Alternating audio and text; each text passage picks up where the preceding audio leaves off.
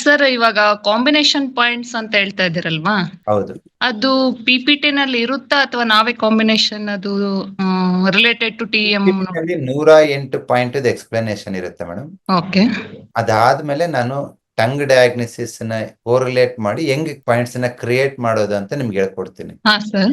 ಇವಾಗ ನಾನೊಂದು ರೆಡಿಮೇಡ್ ಕೊಟ್ಟೆ ಅನ್ಕೊಳ್ಳಿ, ನೆಕ್ಸ್ಟ್ ಹೊಸದು ಬಂದ್ರೆ ಗೊತ್ತಾಗಲ್ಲ. ಹೌದು sir.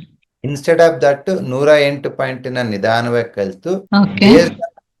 Based on the tongue ನೋಡ್ಬಿಟ್ಟು ಯಾವ ಪಾಯಿಂಟ್ ಕೊಡ್ಬೋದು ಅಂತ ನಿಮ್ಗೆ ಹೇಳ್ಕೊಡ್ತೀನಿ. ಸೊ ದಟ್ ನಾನೊಂದು 10-20 ಹೇಳ್ಕೊಟ್ರೆ ನೆಕ್ಸ್ಟ್ ನೀವೇ ಮಾಡ್ಬೋದು. ಹಾ ಸರ್, ಓಕೆ ಸರ್.